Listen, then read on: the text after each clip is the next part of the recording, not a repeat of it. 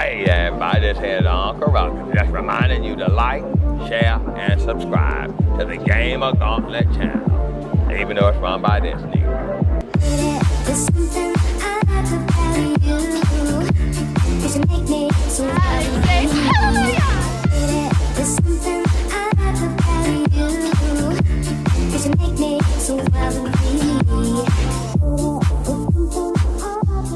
What's up, Gauntlets? It's your boy Shazam in the building.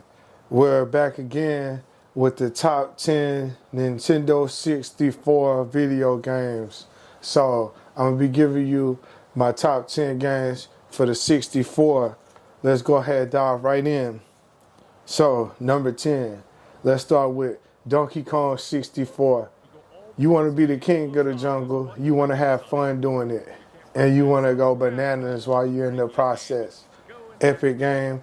I believe it was only like one player, but it was crazy epic game for that time frame. Donkey Kong, it was just so fun. Just such an enjoyable game. Definitely one of the more enjoyable games that I've played in my day. That game was very fun. Number 9, we're going to go with The Legend of Zelda Ocarina of Time. I'm not the biggest Zelda guy, but that game was fun. The game was gnarly. There's another one of those games where it's like, man, it just makes you appreciate gaming. Just it's just such a great rated game. Such a great performing game. Definitely one of the better 64 games of the time. And yeah, it's one of those classics. It's one of those classics. And number 8, I'm going to go with WWF No Mercy. Back in those days, if you were a kid, you probably were a big wrestling fan. We're from Texas, so we came up watching like Stone Cold right out of Victoria, Texas, up the road and stuff like that. Undertaker comes from Texas. So wrestling definitely had significant meaning to us growing up. I remember that No Mercy with The Rock and all that on there. Stone Cold, like I say, Scotty Too Hottie. Guys getting in trouble in school for hitting the worm and all of that. You know what I mean? X-Pac. I'm not going to be too descriptive about that right now, but you know what I'm saying? It was the days, man. Number 7. I'm going to go with Mortal Kombat 4. That game was beautiful fighting game. Epic fighting game. Wow. They really took a step forward with that one. That was coming behind the classics from Sega Genesis and all of that. So for them to step it up to that level for Mortal Kombat 4 was very awesome. I'm a big Liu Kang fan, so it was just gnarly running through the arcade over and over with Liu Kang all day and raiding and stuff like that. Great game, great times. Number 6. I'm going to go with Spider-Man. That Spider-Man game on 64 was gnarly. Wow, it was a great game. Especially for that time. Like I say, great game. Not the biggest Spider-Man guy, but that game was epic and awesome. That game was very awesome.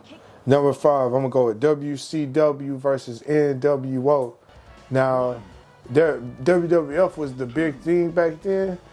But the NWO and all of that, WCW and all that, those guys were radical. Like, a lot of them probably were getting paid the same or whatever. They just decided to go a more independent-ish route instead of just hanging with WWE. So you had a lot of legends still with NWO and all that.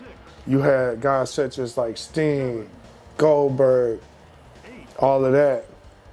So the WCW games, Hulk Hogan, he decided to leave WWF for whatever reason. I don't know. But those games had different character rosters at times and different stuff. It was almost like a different game, but it's still wrestling. But it's almost like a different game. The customizations were different between those two games. It was very epic times. And I actually was more of a fan of the WCW versus NWO. It just was a lot going on.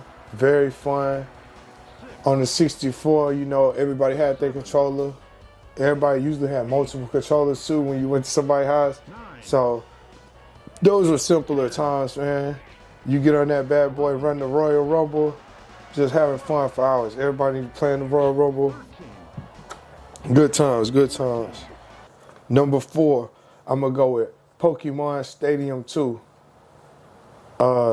Once again, not the biggest Pokemon guy, but that's another one of those Pokemon games that I would say is a classic for sure. That game was a classic. Pokemon Stadium 2. I didn't even I used to rent that game all the time at the Blockbuster. If you're kind of an old head, I guess you could say now, you know what I'm talking about. You go to the Blockbuster and you go rent the game out. Nowadays, you know, what's a Blockbuster? Nobody even knows what I'm talking about. I'm speaking a different language here. But great times, simpler days. Number 3, I'm gonna go with Fighting Force 64. Kick butt, beat 'em up game. You can run through with your friend. You terrorizing the streets. You doing what you gotta do. You handling business. Very epic, fun game right there. One of my favorites, especially when it comes to multiplayer games, just having fun. Epic game. Number 2, I'm gonna go with Super Mario 64. Amazing game. Definitely a classic.